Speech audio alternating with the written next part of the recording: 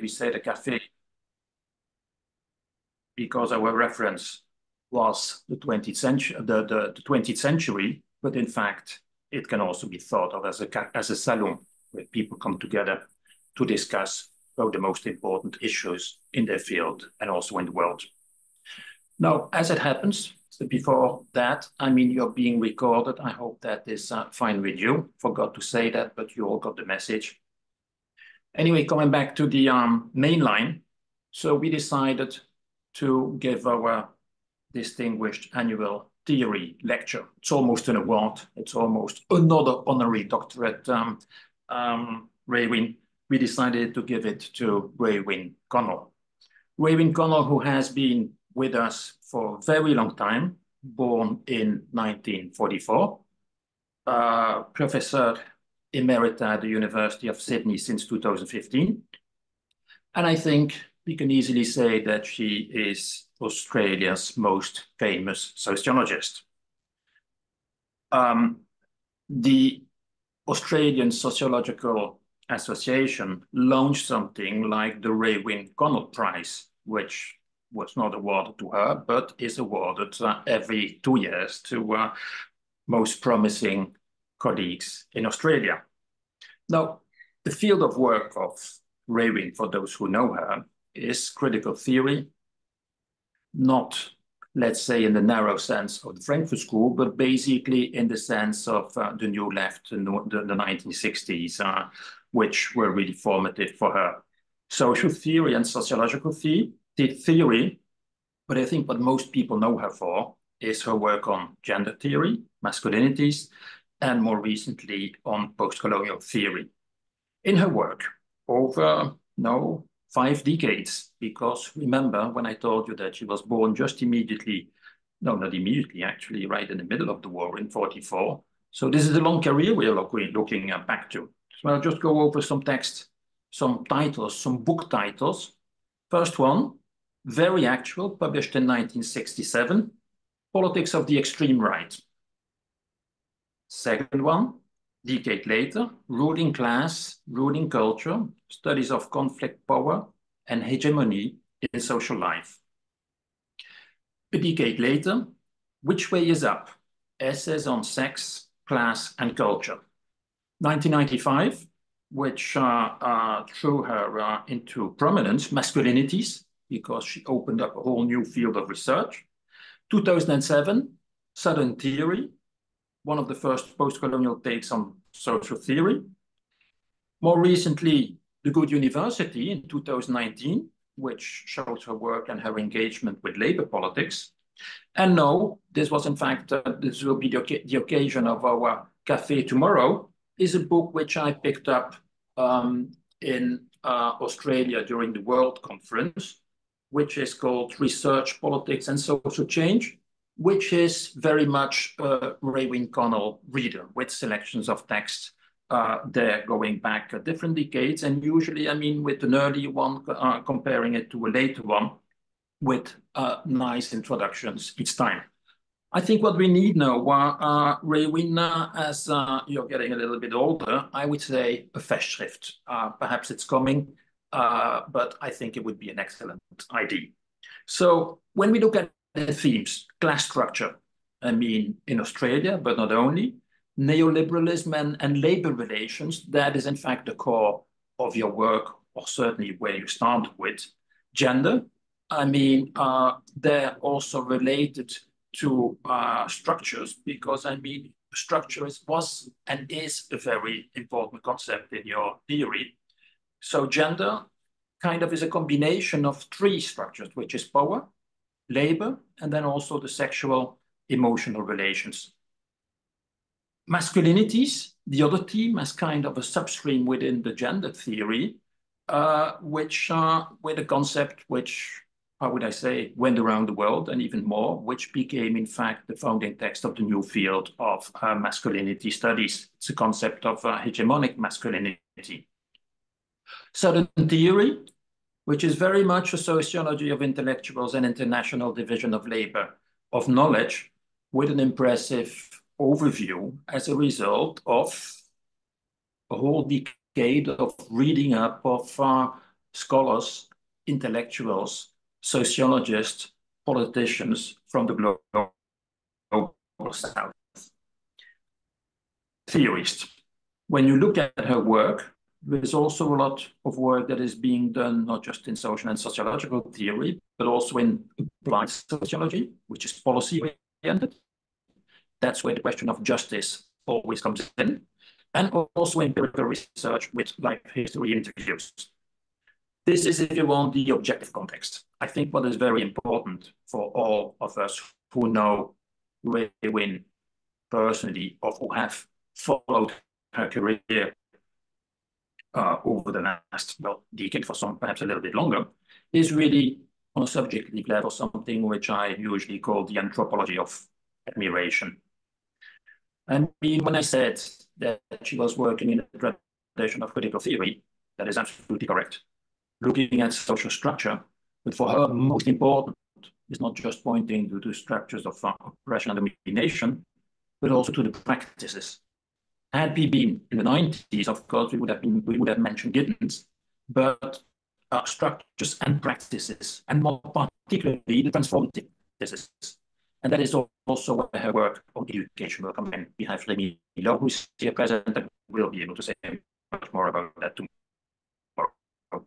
But I think another outstanding characteristic is the coherence of her work over 4 or 5 decades.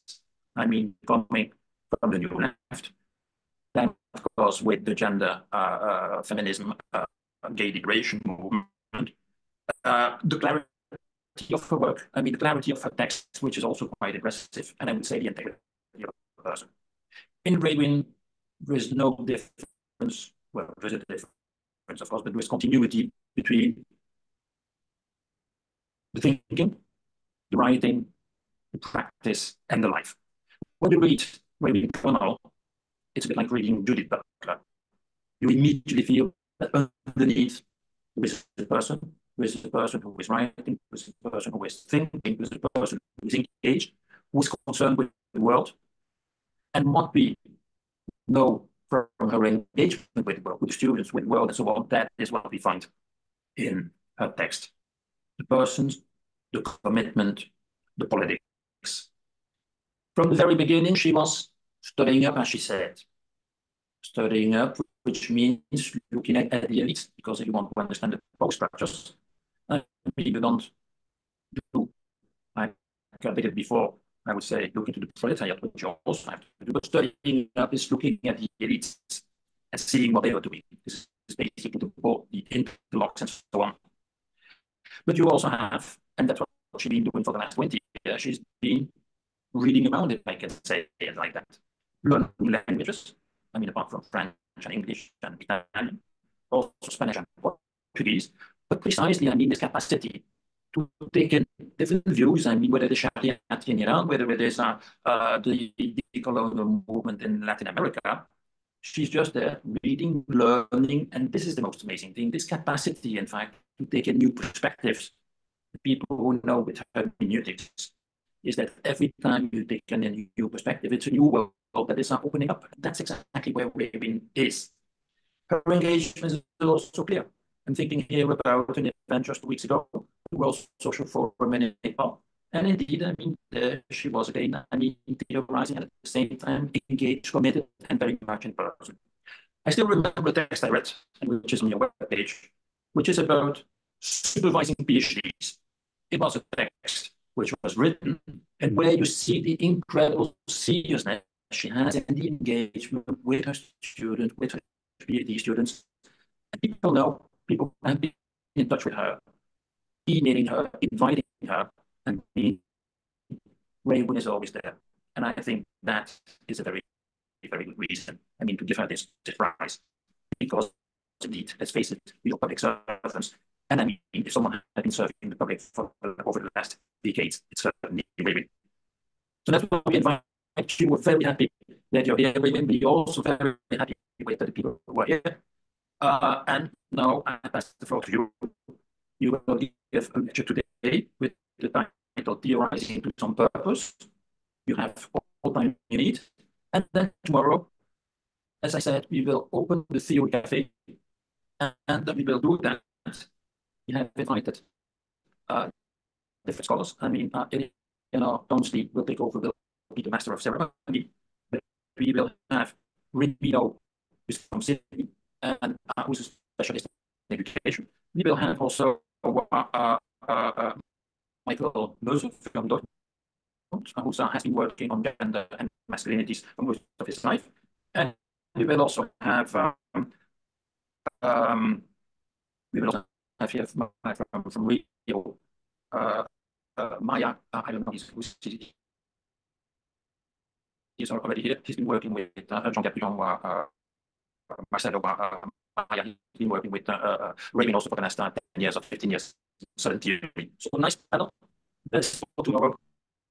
For today, our distinguished theory lecture. Please, Raewyn, the floor is yours. And once again, thank you for being here. Thank you all for being here.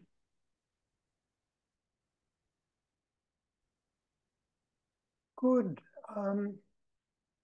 Thank you very much, Fred. I hope the audio is coming through correctly now from my end. Good. I will now attempt to perform. Hello? I will now attempt to share my screen as I have a little PowerPoint. Here we go.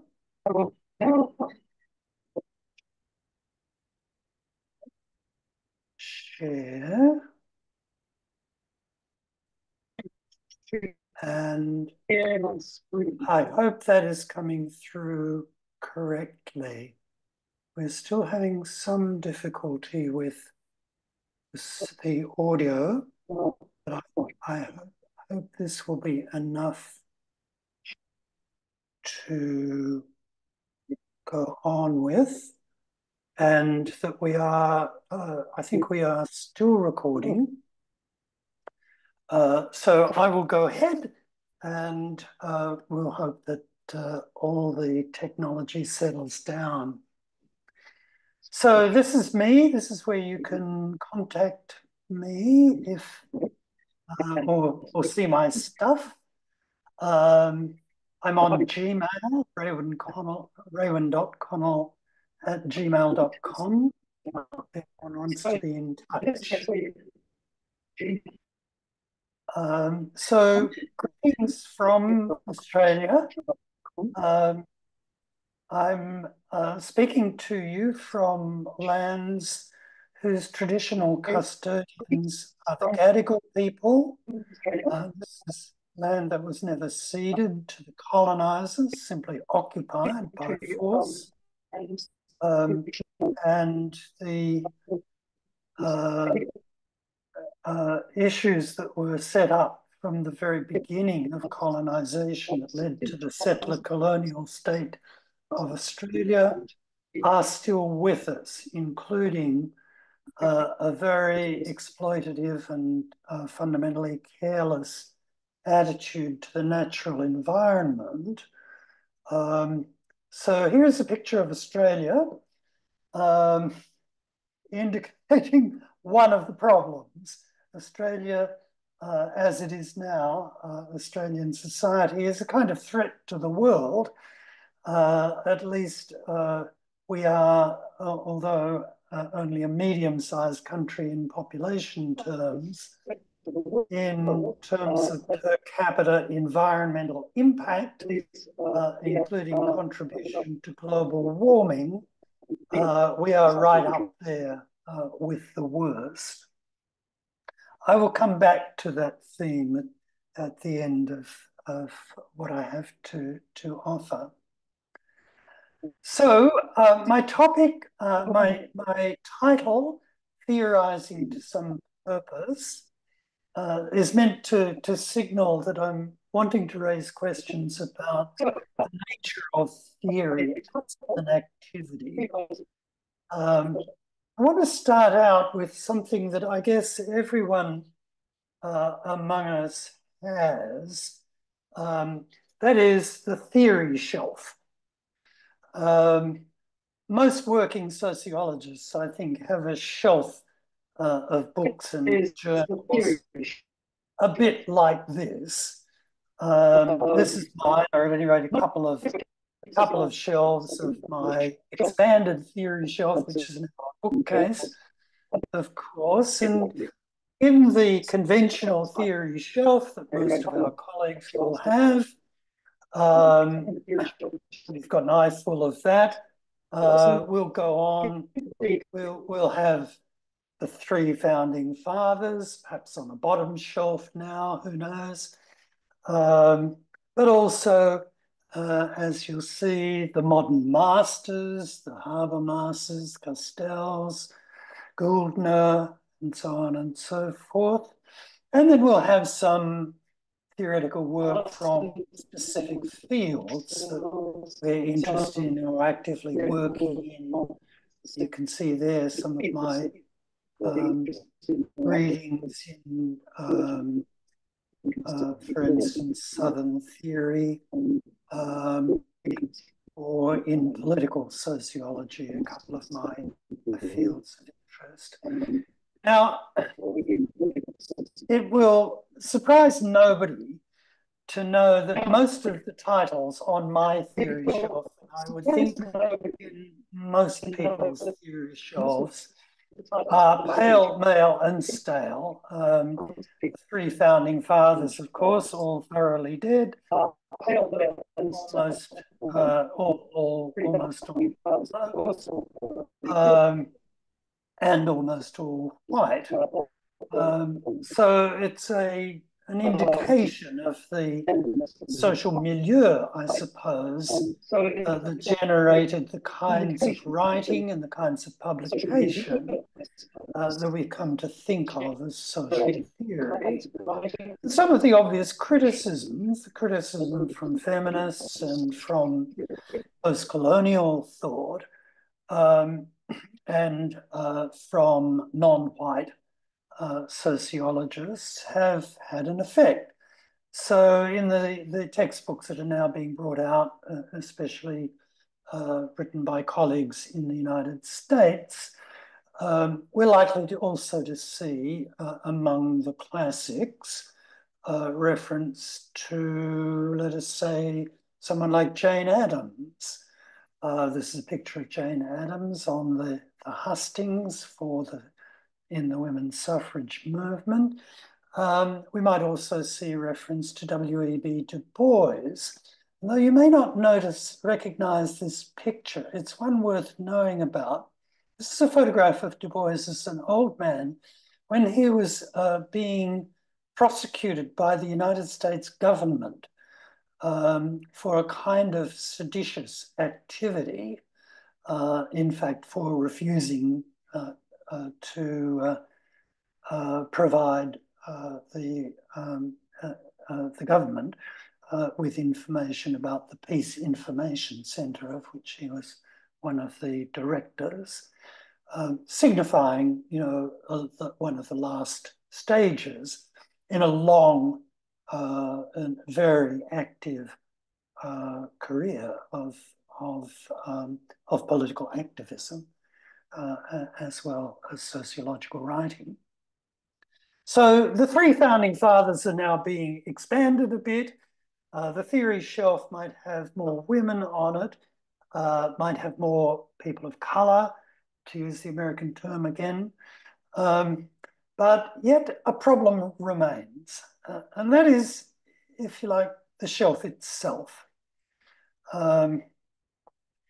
Because that materializes for me and symbolizes, I suppose, also theory in a kind of fixed state consisting of a set of texts and a literature of commentary on those texts, the authorized classics, not just the original classics, but the modern masters too. Each have a large sort of halo of commentary. And the way in which that theory in that sort of state is used, if you look at working sociologists who don't think of themselves as theorists and think of how they use the writings of people who are regarded as classic theorists, it will largely be that they will be used to provide frameworks for the research enterprise. So very often you'll find a theoretical note at the beginning of a journal article that then goes on to present a lot of data around a particular issue or set of information. Now, what worries me about this is that I think there is some kind of reification going on here of a process becoming a thing or becoming understood as a thing, a set of texts used to provide, so to speak, fixed frameworks for investigation. And this leads, I think, to a worrying separation of theorists from other groups of sociologists who don't count as theorists or don't think of themselves as theorists. We see that, of course, in the organization of associations, the American Sociological Association, the Australian Sociological Association, the International Sociological Association. We'll typically have a theory section or a research committee or a set of theory sessions at the conference. And it will mostly be other theorists who come along to these and will be expected to participate in the discussion. And that seems to me a problem. So I want to suggest another line of approach to theory, which emphasizes theory not as formed theory, but as a form of work, a form of activity that transforms things. In other words, I want to direct our attention to theorizing more than theory. And in doing this, I'm taking more or less for granted, though it's something we might well want to contest and think about, but I'm taking for granted the existence of sociology or other social sciences, if you like, within the framework of a research discipline. What I call in The Good University, the book that Fred kindly mentioned, I call the research-based knowledge formation, which provides the basis of the curriculum for most parts of most universities in the world today. And I argue there and try to show, to spell it out in a little bit of detail, that the work of researchers within this episteme, thinking of a knowledge formation as an episteme in its practical existence, is a composite labor process. It involves a number of different kinds of activities that are woven together in the stream of activity that produces research-based knowledge, such as the findings of sociology. And I want to suggest that what we call theory, or in my translation, theorizing, performs several quite significant roles in the flow of activity that generates knowledge in the social sciences, or indeed in the natural sciences and humanities too. For instance, well, three in particular I want to suggest.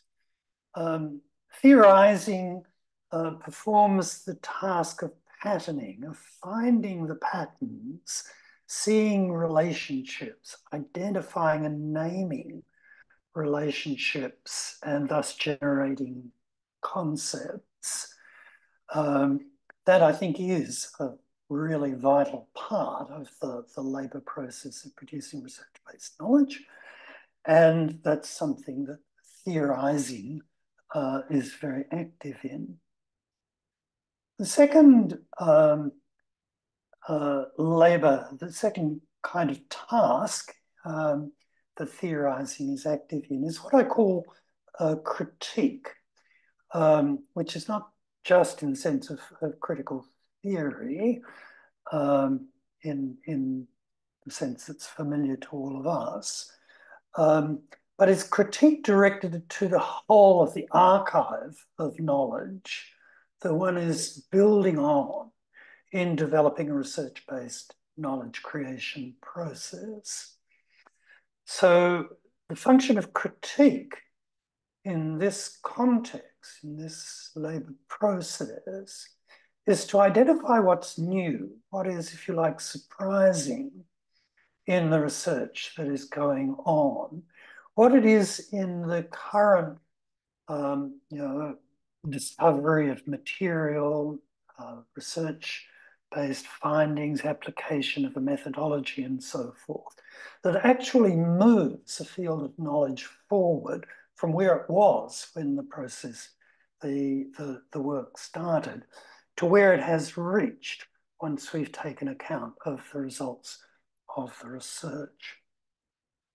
So this is crucial then, if I'm right, that theorizing is part of what allows research-based knowledge to grow and hence allows us to claim reasonably that we are a social science generating a flow of new knowledge. But that is still talking in an abstract way because we're always producing knowledge about something. We're not just producing knowledge in the very abstract. So there's also a function of agenda setting. And this, I think, is where theorizing, again, is extremely important in setting agendas for the overarching agendas, if you like, for the whole of the research enterprise and for all the groups of people who are involved in the collective labor of producing research-based social science. So that, in a way, is my first answer to the problem of that I think of as the reification of theory.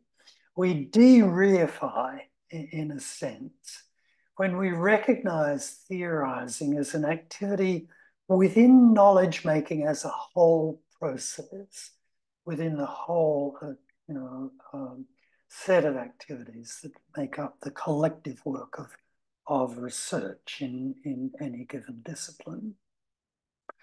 So in that sense, I think we can legitimately regard theorizing as a specific form of intellectual labor, perhaps even a set of forms if we go into detail. But it is a form of labor in which materials are transformed and brought into a new state, which has different and new uses. And therefore, I think we can apply industrial sociology, if you like. What I think I'm doing is applying some ideas from industrial sociology to the activity of theorizing and hence to the product theory itself.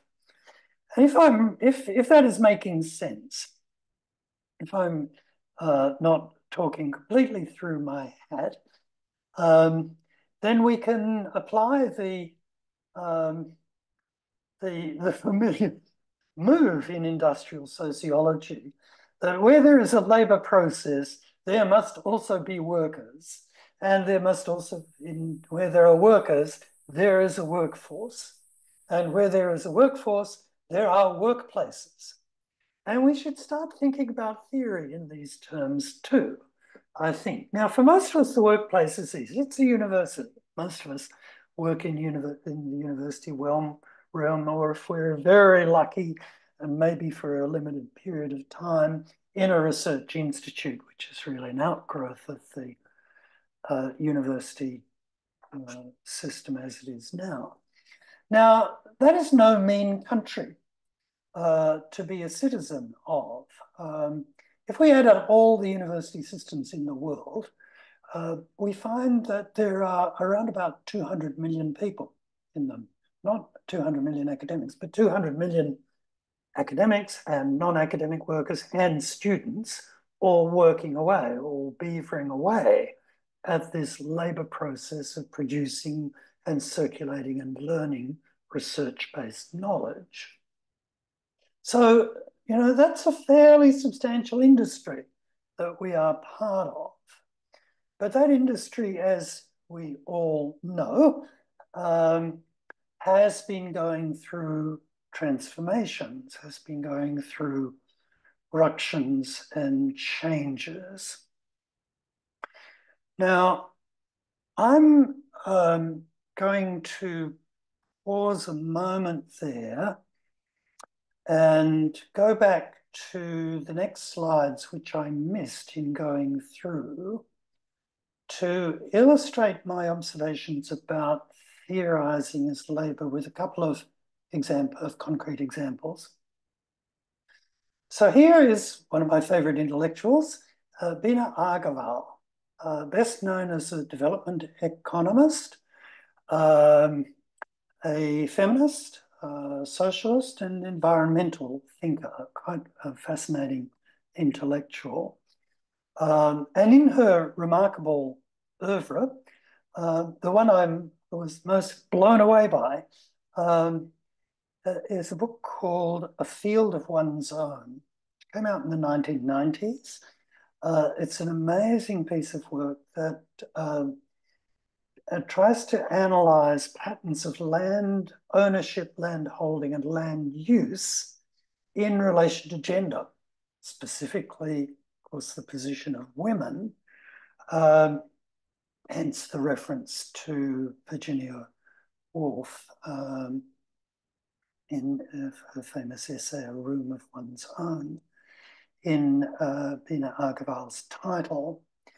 Now, that project, which is an amazing synthesis of material from family studies, studies of legislation, studies of land use and environment, is to me a classic example of what I've called patterning, of seeing the patterns in an apparently very disparate set of body of information, bringing together a whole range of different types of fact and information into a coherent pattern, recognizing its complexity, but also showing how the interplay between the different kinds of sources. So that seems to me a very characteristic example of the labor of patterning that is done by theorists. Second example I want to give is the work of the Subaltern Studies group.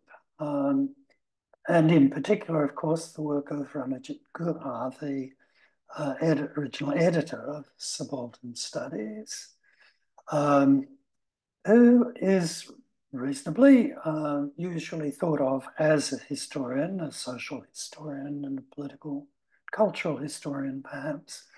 But I think is also very interesting in terms of his ideas, if you like, of the epistemology of social science, questions of methodology, and the application of theories such as the theory of hegemony, or at any rate, the critique of the theory of hegemony.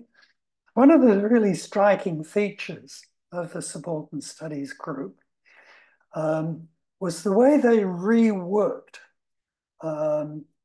sources of information that already existed and indeed were often known to historians, but worked them in a different way through applying a kind of reading from below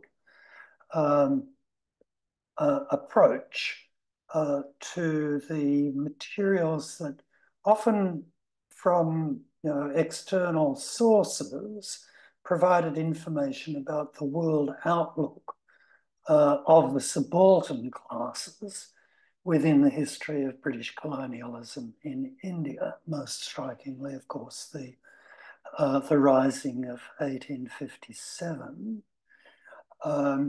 And through that reading from below, reshaped a lot of thinking about colonialism and a lot of received history about colonialism, of course, not just in the Indian subcontinent, but eventually reshaped thinking about coloniality and colonialism in many parts of the world. So here's, I think, a classic example of the labor of critique, which shows how you can move on a step in the knowledge production process from what the archive of knowledge you originally had, the state that was in. Okay, so I've got a labor process. I've got a large workforce. The workforce is going through transformations now, of course, with the change in higher education as an industry, the increasing corporatization and commodification of higher education, producing, of course, a greater proportion of the higher education workforce who are in insecure, as we put it in Australia, casualised jobs rather than with tenure or some other form of workplace security. So that's also something I think we need to think about when we're thinking about theory or theorising, because there are divisions of labour and economic divisions within this global workforce. And this is something that I came to understand particularly through the work of Pauline Huntonji from Benin in Western Africa, another of my all-time favorite intellectuals, I think. I'm sorry to say that that Huntonji has recently passed on. I learned from him more than, I guess, though I could have learned from other people too, but my learning was very specifically through encountering his arguments about this. The significance of what he identifies as a global division of labor in research-based knowledge in the sciences, natural sciences as well as the social sciences. And what's striking about that global division of labor is that it's a division of labor that names theory, if you like, because the division of labor, the global division of labor there is between theory on one hand and data collection on the other. It's really the difference between the metropole and the periphery in the whole history of global imperialism, and specifically in the analysis of research-based sciences. It's between the colonized and post-colonial and semi-colonial world as the principal source of data, and the metropole, the imperial center, or more exactly the elite knowledge institutions of the center, such as elite universities, libraries, botanic gardens, and so forth, where the data is assembled, is accumulated, interpreted, analyzed, compared, and so forth, and theories about it produced. So we have from the history of imperialism, of course, growing out of the history of imperialism, we have a worldwide division of labor within the overall labor of research-based knowledge production between the metropole and the periphery, where, of course, most of the world's population live. And if we take seriously my earlier remarks about reification, in the reification of theorizing as theory, then we could say that this reification is, if you like, institutionalized in the relations between the knowledge production process in the metropole and in the periphery. So you read some of our classics, our authorized classics in sociology, work of Herbert Spencer, for instance, work of Emil Durkheim. You will find quite a lot of information from the colonized world, theorized in the metropole. So that's the basis, of course, of my argument that sociology has been global from the start. It didn't become global quite recently. It was global when it was being constructed as a field of knowledge, but global in a very specific form, shaped by the inequalities of empire. And to use another term of Huntonji's, that is institutionalized for workers in the periphery in the form of extraversion, term that comes from psychology originally, but is applied by Huntonji to the problems of epistemology to characterize the attitude of knowledge workers in the periphery who are oriented always to intellectual authority and theories coming from the metropole. When I first read this work of Huntonji, I have to say I shivered because it describes so well what I had been doing in my career in Australia, and my colleagues too, and what I was encountering in other parts of the world too. And that I now think of as a problem of institutionalized reification in our discipline, and one that needs to be contested and overcome. And that contestation is indeed now going on, of course, as we know. If I can just go back, I've got my things a little bit out of order, my apologies. Many of you, I'm sure, will know the work of Farid Alatas. This is the book of his that the work of his that I first encountered and still find immensely valuable. The work of Hussein, his father, who was one of the pioneers of a post-colonial critique applied to sociology, should also be part of our theory shelves, I think. So, from the work that is now being done on post-colonial sociology, Southern theory, gathering up resources from around the global South, from around the post-colonial majority world, we do have, I think, in the workforce and in the existing archive of writing, theorizing, critical thinking, we do have resources for a very large-scale transformation of the discipline of sociology, which I think it is our business to pursue if we're wanting sociology to reach anything like its full potential as a world embracing social science. Okay, if that's what I would hope theorists, or part of what theorists would be doing,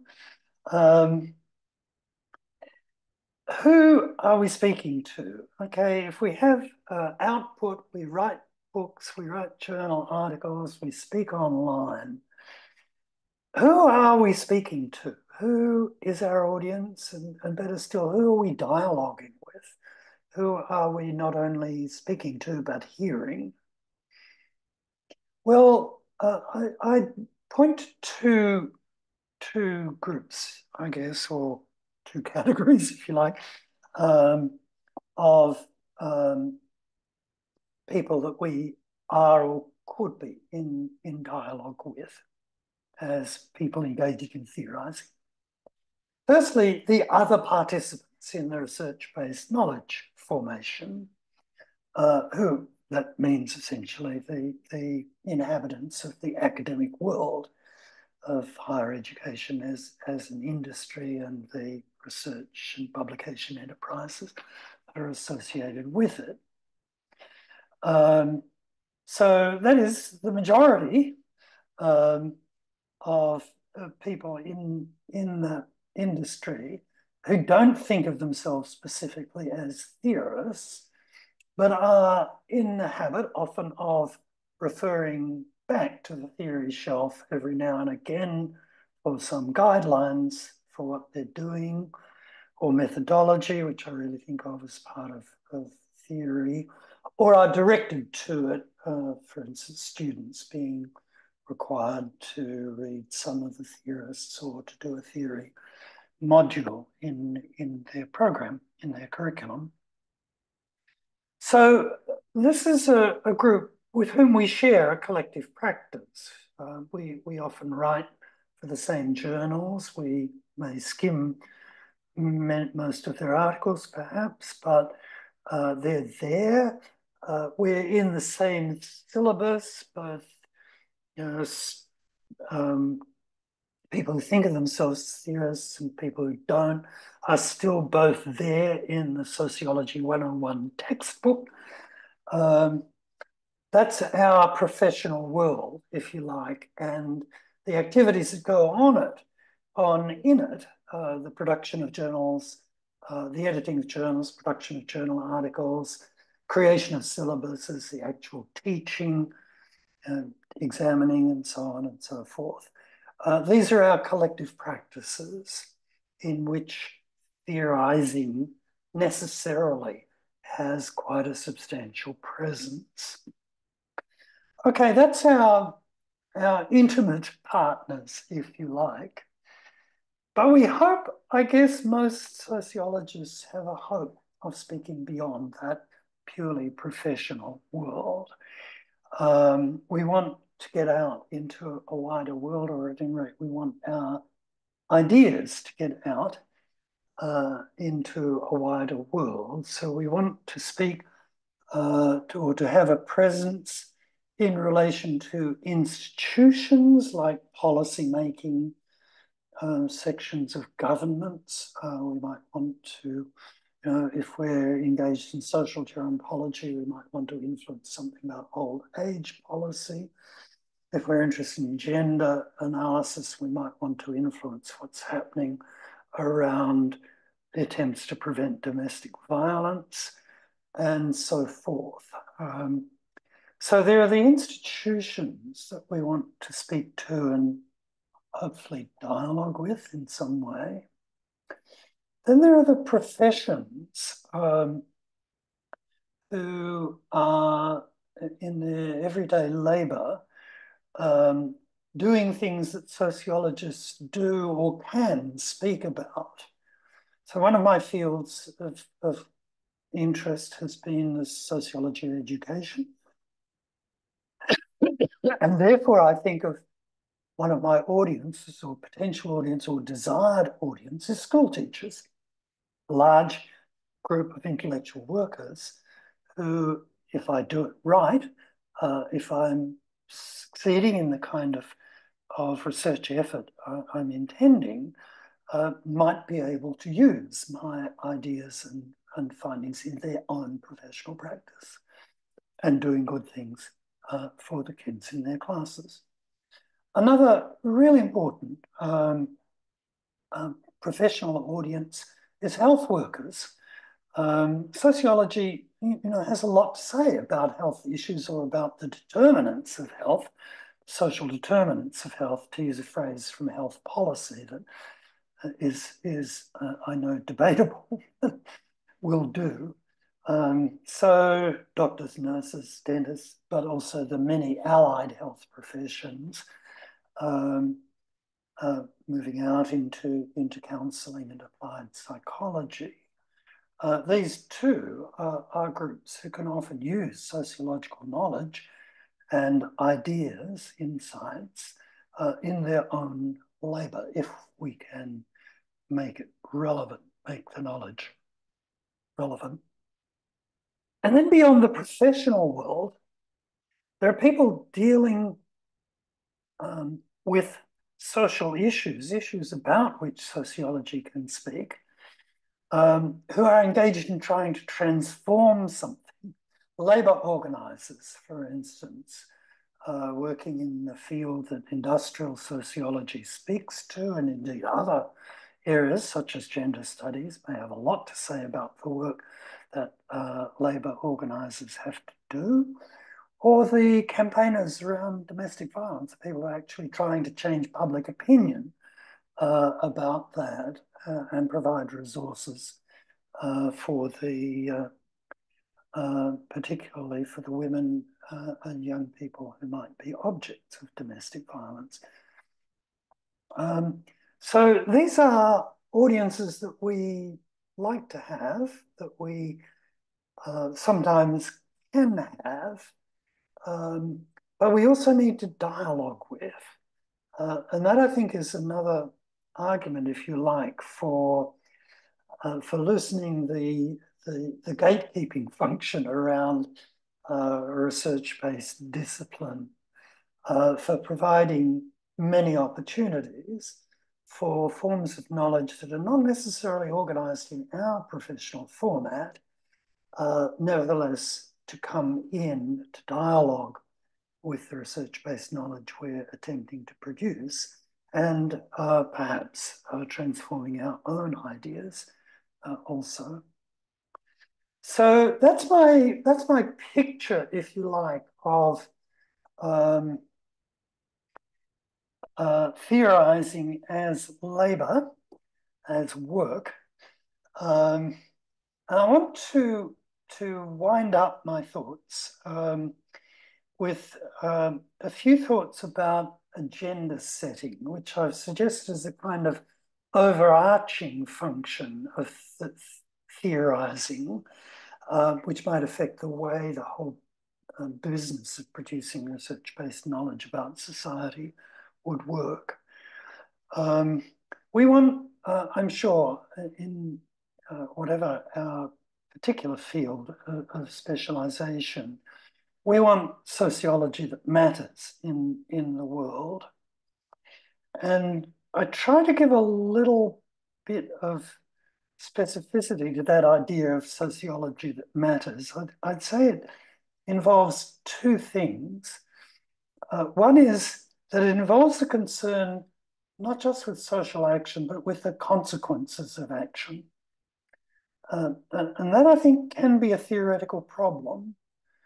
It was a comment, I think, made by the American sociologist Dennis Wrong quite a long time ago, maybe 50 years ago, when he wrote a celebrated article criticizing what he called the over-socialized concept of man in modern sociology, language appropriate to that time, of course, and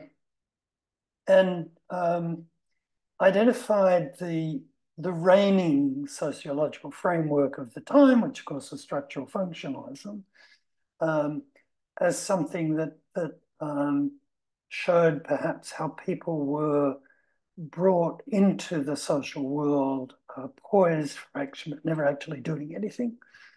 So it's an old idea, but a good one. It means we have to be concerned with historicity, with social dynamics, with the consequences of our collective lives. So that's the first thing. We have to be concerned with the consequences of action. The second thing is we have to be concerned with what's fateful. So we need to address the issues that are going to shape the lives of significant numbers of people, or have large effects at any rate on some lives. That's what I mean by fateful issues. And if we go right back to the start of my talk, when I mentioned how some of the American colleagues were now introducing people like Jane Addams and W.B. Du Bois into the lineup of classics, authorized classics. I think what's really interesting about those choices is that both Addams and Du Bois were activists as well as serious intellectuals.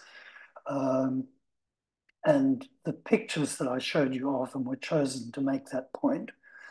One in the suffrage campaign, one engaged in a peace campaign.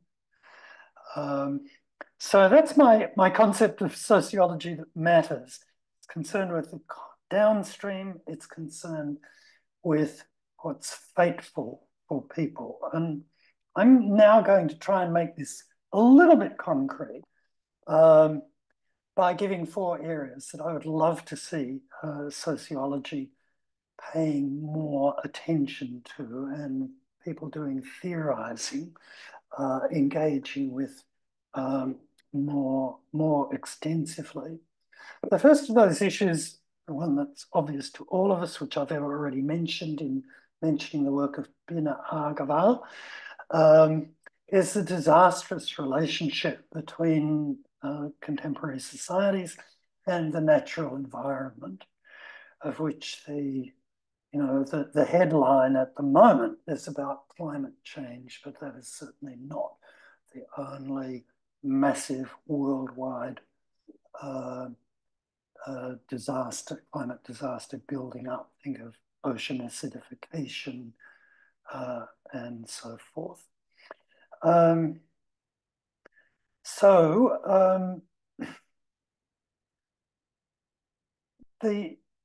second issue I want to raise to encourage people to work on is not unrelated to that, of course, because climate change, although it's been given the popular name of an effect of the Anthropocene, the geological era where human activity changes the world dramatically. I think that's a misnomer. It's not anthropos. It's not the man as an individual or as an abstract entity. It's men and women and children in social groups, in social organizations. We should be calling it the sociocene, of course. And part of that story is my second issue, that I think we need to pay more attention, do more theoretical work on the emergence of new powers in the world, new social powers in the world. The growing inequalities of wealth that have produced this cadre of entirely, out of control billionaires. Similarly, the rise of new authoritarian regimes, which, like many of the billionaires, seem to acknowledge no particular restraint. And of course, the growth of popular movements which support a shift towards authoritarianism, the new right movements. There's a lot of research going on around this at the moment, and I would like to see a lot more theorising in that. The third issue that I would encourage people to think about is what I would call the spread or rise or expansion, if you like, of social cruelty, of practices of collective cruelty. I'm thinking, for instance, of massacres and expulsions, such as what happened in Rakhine province of Myanmar with his expulsion of the Rohingya. What is happening right now in Gaza through the massacre that is going on there. But I'm thinking not only of those, highly dramatic mass events, but also of the political shifts that have led to attacks on the rights of pregnant women with the reversal of abortion rights in some parts of the world. The attacks on transgender groups also, bubbling up around the world. These seem to be, a political technology, if you like, of of revenge, of hostility, of cruelty, I'm calling. And I think we see that in a somewhat different and more peaceable way in the dismantling, for instance, of public education. What's happening in Australia now, I'm ashamed to say, and has been happening in Australia for a generation, the increasing concentration of education resources into a group of privileged schools which serve privileged social groups, and a defunding of the relative defunding of the educational provision for working class, poor and marginalised groups. Now that isn't only happening in Australia, but it is happening here. And that seems to show the same kind of political mentality to me. Something is happening there that has enabled these kinds of moves on a considerable scale in a variety of different contexts. I've seen very little theorising of that. There is perhaps some, but if so, I want to know about it and I want to encourage more. And finally, just to complete the list of horrors, the institutional stagnation or corruption that we see in the higher education sector as it becomes commodified, commercialized, the undermining of the social capacities of organizational life through new techniques of management, through the impact of the online world on face-to-face organizational and social life. Okay, those are, I think, we have lots to do, is my bottom line here. Social theory is needed. It has been needed in the past, all right, but we seem to be at a moment where new initiatives in theorizing are truly needed to make a sociology that's relevant to our time. And I want to wind up now, and I'm sorry if I've gone on a little long, but as you can tell, I do get carried away on these issues. But I want to read you a passage from a book which you actually saw on my theory shelf, written about 80 years ago, maybe a trifle more than 80 years ago, by someone who is also facing a global crisis. Here it goes. This is a slightly shortened version of this little text. In our solitary hours, this sociologist said, in our solitary hours, our most horrible vision is the collapse of civilization by the explosion of the bombs we store, but we blackmail each other with fear of war until the blackmail catches up with the blackmailers. We anticipate that there will be war. Only who fights whom and why is still unknown. Nationalist slogans call little people who love their homes and gardens to become heroes by killing other little people who love their homes and gardens. Hardly anyone wants war, but how can they learn to act on the basis of a broader insight if even the social scientists do not aim at real knowledge, but divide up their investigations into watertight compartments and escape responsibility? The disentanglement of this network that is strangling us can only come about through action. But it's untrue that we can know little or nothing about the working of our society and about the forms that action can take. We could know enough to understand the main direction of events if we only had the will to control the situation which will otherwise enslave us, and if we had the courage for the kind of thought necessary in our age.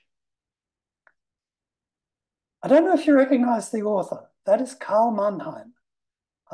In his book Mensch und Gesellschaft im Zeitalter des Umbaus, rather feebly English translated as Man and Society in the Age of Reconstruction, transformation, stronger word than just reconstruction. So that's Mannheim looking at the time of the Great Depression and the looming Second World War, about what sociology might be about. And I find that very moving. I have considerable regard for Mannheim as a thinker.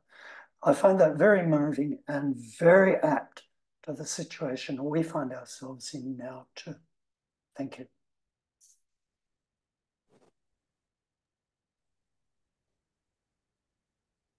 Thank you, Raewyn, so much for your presence and your words, for your inspiration. I am stepping in for Fred, who has technical difficulties. Yes, Raman, you've got the you figured out the hands. Good job.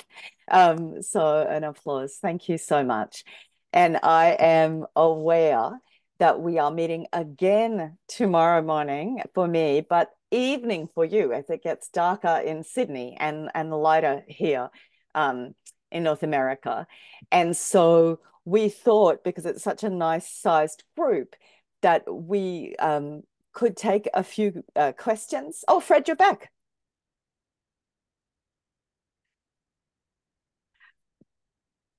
But no sound. That we could take a few questions and maybe burning ones. And so we will open the floor, I think, now. If anybody has a question, please do feel free to turn on your video camera or to raise your hand or to put a question indeed in the chat.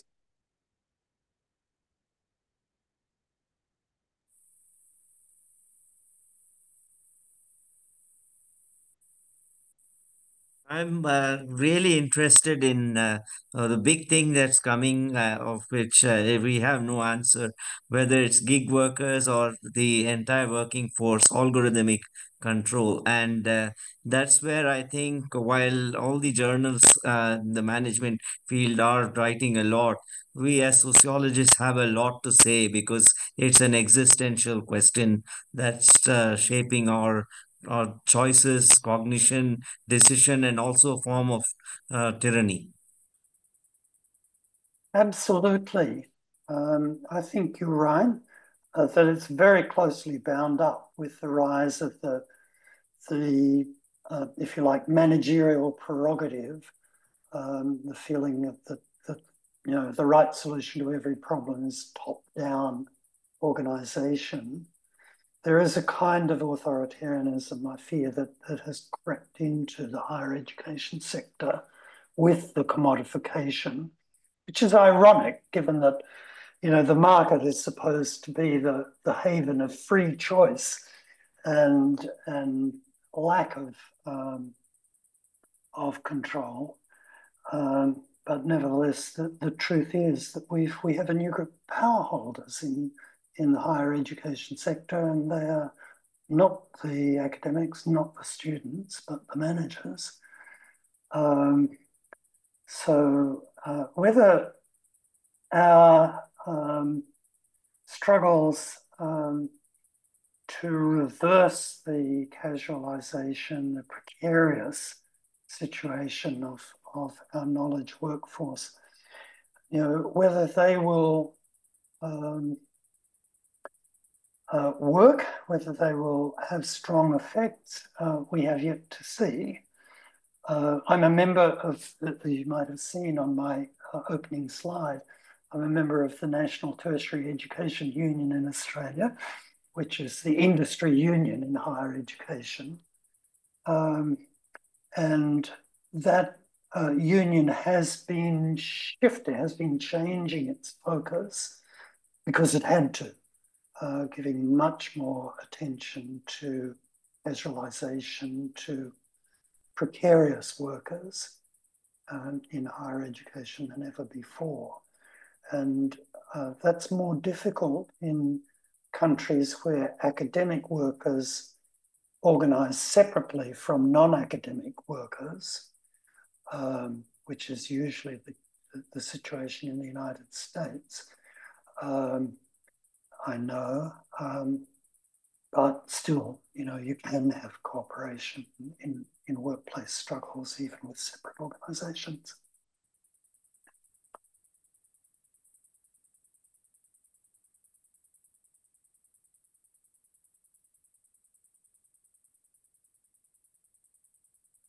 Right.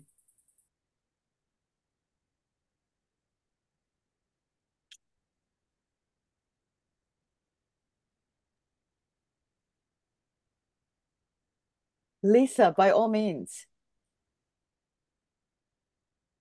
Thanks so much. This was such a wonderful experience. Sorry, I'm a bit froggy because this is the first words I've spoken today. And I'm just really struck by some interesting parallels with another stream by a quite deliberately decolonial feminist thinker, Dorothy Smith, who's both is been encouraging me to take up the standpoint of everyday life as problematic and people's problem solving, and simply institutional ethnography as a sociology for people. And I just really want to note that it's not anti-theorizing, but it is taking a very conceptual and problem-solving and grounded approach to the practices that Professor Connell is thinking about as theorizing, kind of as a verb. So I want to thank everybody very much for this terrific event, and Professor Connell, as usual, for being so stimulating and gently provocative. Well, thank you. Yes, I do know some of Dorothy Smith's work and have great respect for it. It's imaginative, seriously unconventional, and constructive, attempting actually to build a sociology that looks very different from the more conventional models of the discipline.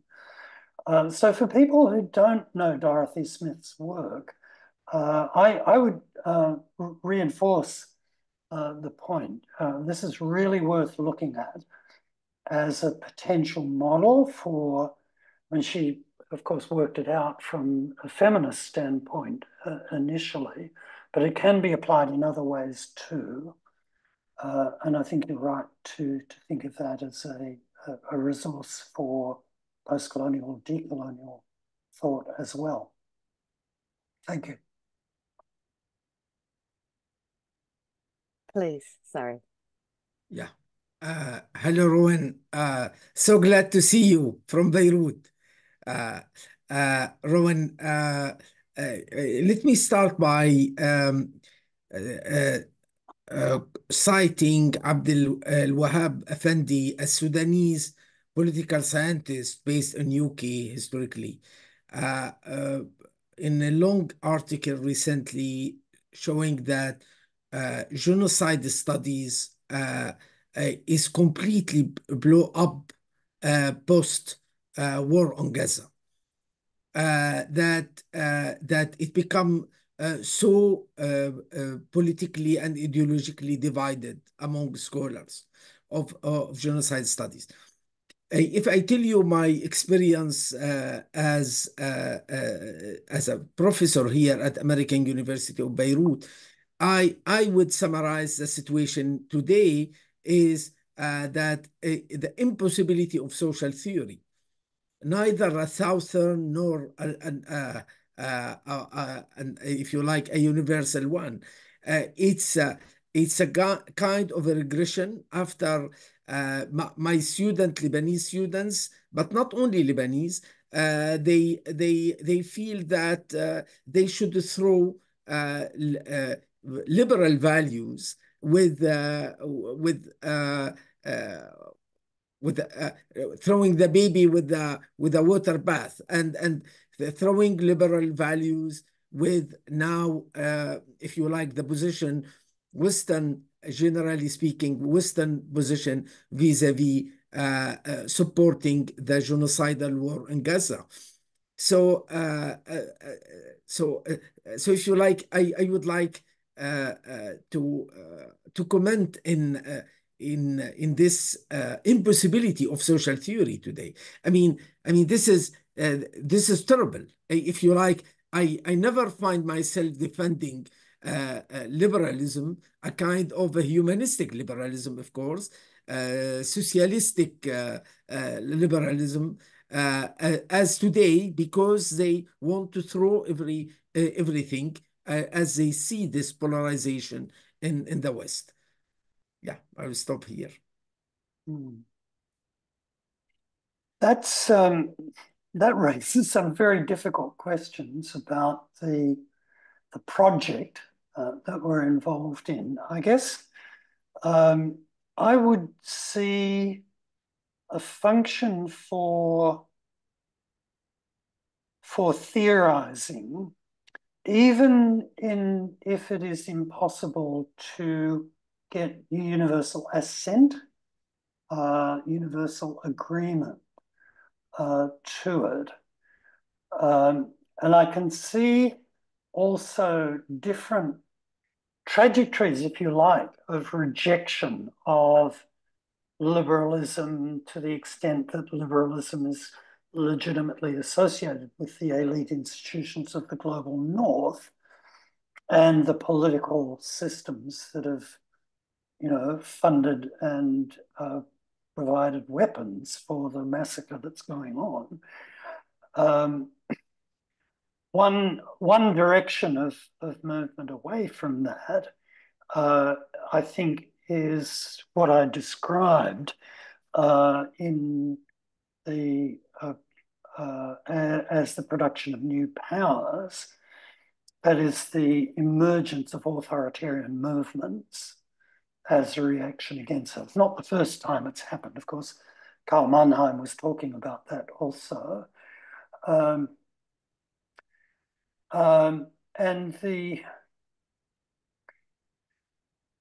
the other direction of movement, if you like, is I'm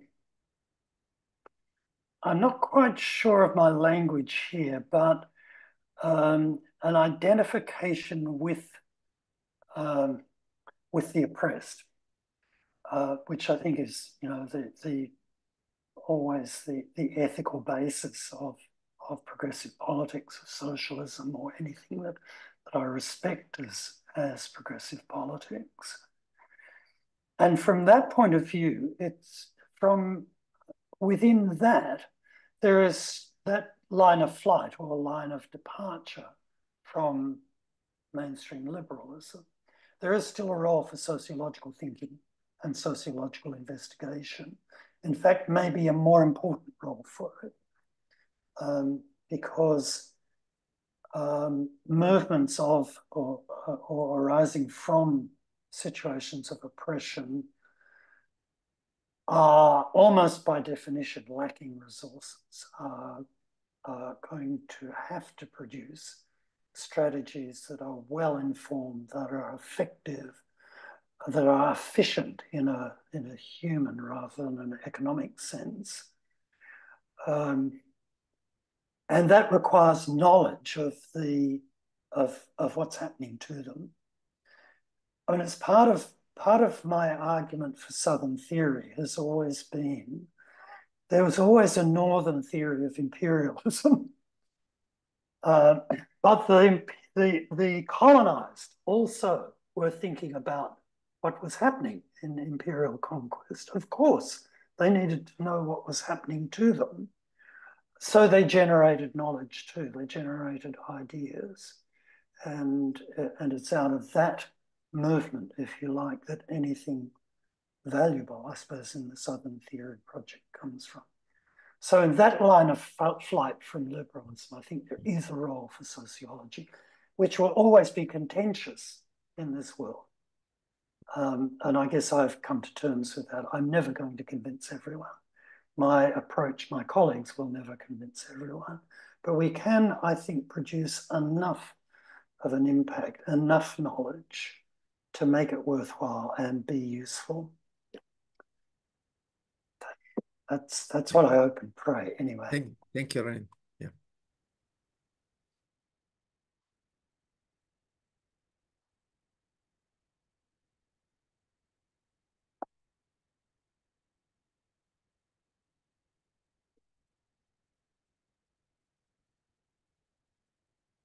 So I'm not sure if we have any further comments or questions right away, but we will be back tomorrow. So That's right. I was hoping to leave it on a cliffhanger, but it was so beautifully brought together at the end. Yes, I am aware that it's very late in Sydney, so perhaps we draw it to a close right now and see everybody, hopefully again tomorrow morning, where a troop of people get to ask questions, extend appreciations, and hopefully provoke participation from people who come to the Theory Cafe. So I'd like to once again thank you very sincerely and very much, Raewyn, Professor Connell, for being our distinguished speaker. And if we could maybe even unmute and give Raewyn a round of applause, that would be super great.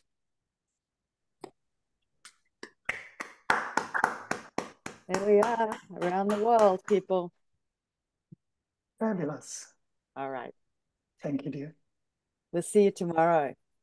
Okay, bye then. Bye-bye. Bye-bye, Raewyn. Bye-bye. Bye-bye.